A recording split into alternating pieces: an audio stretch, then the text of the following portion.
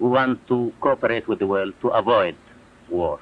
We have to defend our territory against aggression, and we insist about gaining the rights of the Arabs of Palestine, the 1 million refugees. We are insisting and we are calling to give the Palestine refugees their rights, their territory, and their land and their homes. Overthrowing Egypt's President Nasser was one of Israel's numerous objectives that JFK opposed. Additionally, JFK was in sync with President Nasser in putting enormous diplomatic pressure on Israel's Ben Gurion to allow hundreds of thousands of Palestinian refugees to return to their homes or be given the option of compensation and resettlement.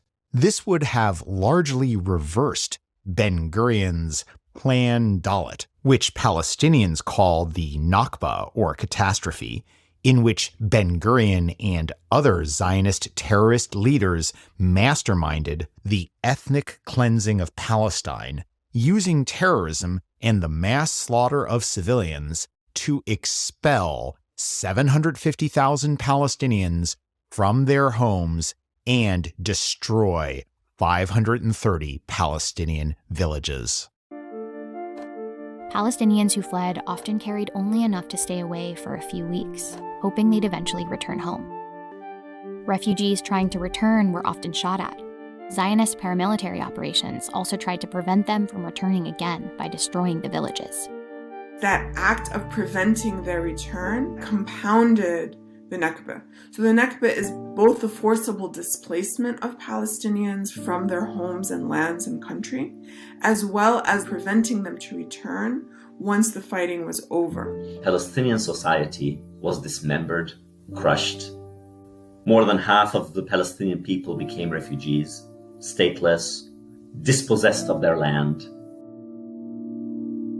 Over time, the State of Israel covered up the physical evidence of an Arab Palestine. Place names were often changed from Arabic ones to Hebrew ones. The Jewish National Fund embarked on a massive effort to plant thousands of acres of pine forests and recreational areas on top of hundreds of ruined Palestinian villages. JFK's proposed return of hundreds of thousands of Palestinian refugees would have upended Israel's violently engineered Zionist Jewish majority status.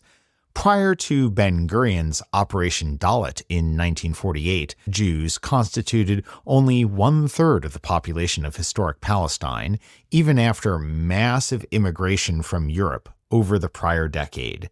In 1947, Jews controlled only 7% of the land of Palestine before Zionist militias stole huge amounts of Palestinian land to create the State of Israel. Furthermore, JFK's refugee return would have de facto blocked Israel's long-game maximalist Middle East ambition to create a massive Greater Israel empire from the Euphrates River to the Nile River, what Zionist rabbis called the Promised Land, swallowing all of Palestine and Jordan, plus large chunks of Iraq, Syria, Turkey, Saudi Arabia, Egypt, and all of Lebanon.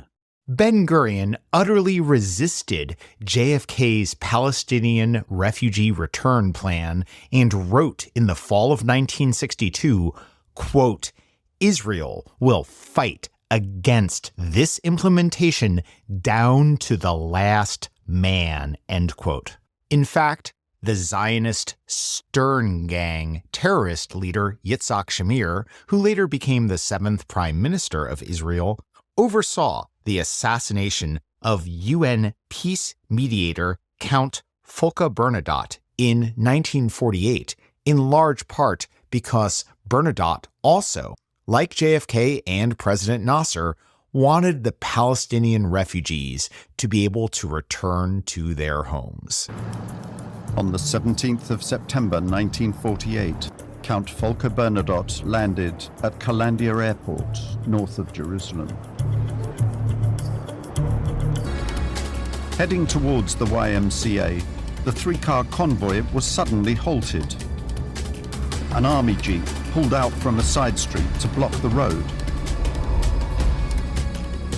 3 men in Israeli army fatigues sprang out of the jeep. Then suddenly the Count opens the window of his car so he can see what's happening. Then they identify him, and Yehoshua Cohen goes to the car, puts his Schmeisser submachine gun in through the window, and unloads on everyone sitting in the rear seat. By 5 o'clock in the afternoon, Bernadotte lay dead in hospital.